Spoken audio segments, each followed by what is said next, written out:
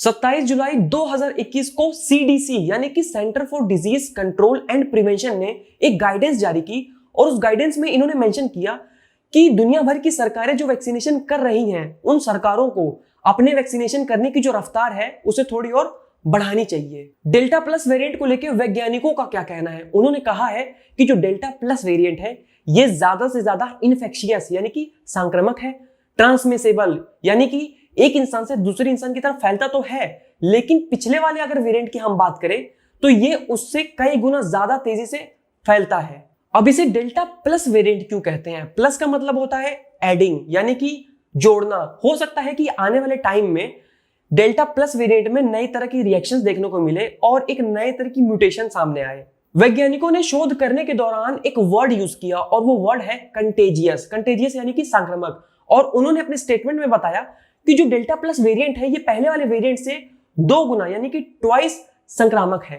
Canada और Scotland के data के हिसाब से उन्होंने बताया है कि जो डेल्टा वेरिएंट है हो सकता है कि आने वाले वक्त में ज्यादा से ज्यादा लोग हॉस्पिटलाइज्ड यानी कि अस्पतालों में भर्ती हो as compare to alpha variant और ओरिजिनल वेरिएंट। साइंटिस्ट ने ग्रेटेस्ट कंसर्न उन लोगों के लिए बताया है जिन लोगों ने अभी तक वैक्सीनेशन नहीं करवाई है। ब्रेक थ्रू इन्फेक्शन किसे कहते हैं? मान लीजिए मैंने कोविड की दोनों वैक्सीन, एक इस हाथ में और एक इस हाथ में लगवा ली और उसके बाद फिर मैं घमंड करने लगूं, गुरूर में आ जाऊं और मुझे ये लगे कि मुझे तो अब कोविड हो ही नहीं सकता और इसी चक्कर में मैं बाहर घूमने लगा, लोगों से मिल रहा हूं, बात कर रहा हूं, शॉपिंग कर रहा हूं, खा रहा हूं, पी रहा हूं और उसके बाद मुझे वैक्सीन लगने के बावजूद भी इन्फेक्शन हो जाता है for a short period of time, then it is called breakthrough. Delta plus variant की वजह से इंडिया में सबसे पहली मौत रिपोर्ट की गई एक 63 ईयर ओल्ड लेडी की और रिपोर्ट किया जा रहा था कि उनको कोविशील्ड की दोनों वैक्सीन लगाई गई थी, इसके बावजूद भी उनकी डेथ हो गई। अगर हम बात करें उनके ट्रैवल हिस्ट्री की या री इन्फेक्शन रिपोर्ट की तो उसमें कुछ खास मिला ही नहीं। और अगर हम बात करें सिम्टम्स की कि डेल्टा प्लस वेरिएंट की वजह से सिम्टम्स क्या क्या हो सकते हैं, तो ये बिल्कुल ओरिजिनल कोरोना वायरस की वजह से जो सिम्टम्स आते थे सेम इसमें भी वही है, जैसे कि तेज बुखार, सर में दर्द, बदन में दर्द, loss of taste etcetera etcetera. Ministry of information and broadcasting की अगर माने तो उन्होंने एक ट्वीट किया और उस ट्वीट में इन्होंने बताया था कि जो डेल्टा प्लस वेरिएंट है वो करीब अक्टूबर 2020 में पहली बार इंडिया में रिपोर्ट किया गया था।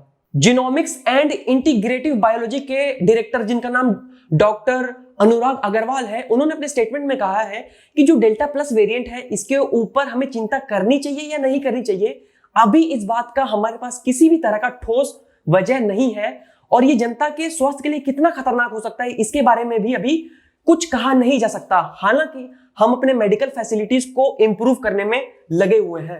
एपिडेमियोलॉजिस्ट जिनका नाम डॉक्टर चंद्रकांत लहारिया है, उन्होंने CNBC से बातचीत करने के दौरान में बताया कि जो डेल्टा प्लस वेरिएंट है इससे अभी चिंता या घबराने की बात नहीं है और इस बात से भी अभी साबित नहीं हो पाया है कि ये तीसरी लहर का कारण बनेगा कि नहीं बनेगा। हालांकि भारत की सरकार को चौकन्ने रहना चाहिए। पब्लिक हेल्थ इंग्लैंड ने एक रिपोर्ट पब्लिश की और उस रिपोर्ट में इन्होंने मेंशन किया कि जो फाइजर बायोटेक है उसके जो 2 डोज हैं वो 96% कामयाब है अगेंस्ट डेल्टा प्लस वेरिएंट। अगर हम बात करें ऑक्सफोर्ड की एस्ट्राजेनिका की तो उसके जो 2 डोज हैं वो 92% कामयाब है डेल्टा प्लस वेरिएंट के अगेंस्ट में।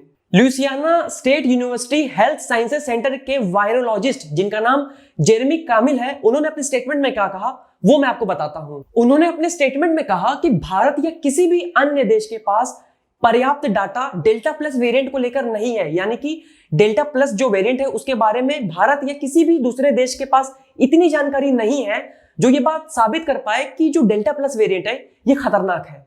South Korea disease control and prevention agency ने रिपोर्ट किया कि हमारी कंट्री में डेल्टा प्लस वेरिएंट के 2 केसेस पाए गए हैं और एक्सपर्ट्स का यह कहना है कि ये ओरिजिनल कोरोना वायरस से ज्यादा ट्रांसमिसिबल और ज्यादा इन्फेक्शियस है।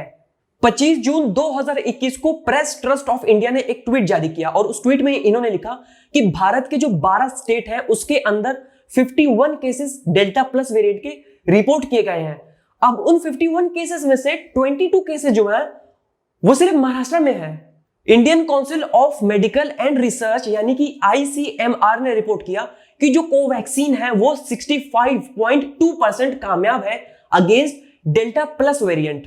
Human rights and women rights advocate जिनका नाम YY नू है, उन्होंने अपने ट्विटर में एलिज किया कि जो म्यांमार के स्टेट गवर्नमेंट के जो स्पोक्स पर्सन है जिनका नाम हलाथीन है, इट्स नॉट अलादीन, इट्स हलाथीन, उन्होंने कहा है कि हम अपने पॉपुलेशन को सबसे पहली प्रायोरिटी देते हैं, और क्योंकि रोहिंग्या रेफ्यूजी के लिए नेशनल वैक्सीनेशन प्रोग्राम नहीं है, क्योंकि उनके पास किसी भी तरह का सिटीजनशिप आईडी नहीं है। रोहिंग्या रेफ्यूजीज के लिए दो कंट्रीज का अलग अलग स्टैंड है। पहली कंट्री वो जिसका नाम म्यांमार, उन्होंने बिल्कुल साफ इनकार कर दिया है कि जो रोहिंग्या रेफ्यूजीज हैं वो नेशनल वैक्सीनेशन पॉलिसी का हिस्सा नहीं है। तो दूसरी तरफ अगर हम बांग्लादेश की बात कर लें तो बांग्लादेश ने रोहिंग्या रेफ्यूजी को सपोर्ट किया है और उन्होंने अपने नेशनल वैक्सीनेशन प्रोग्राम में रोहिंग्या रेफ्यूजीज को वैक्सीनेट किया है।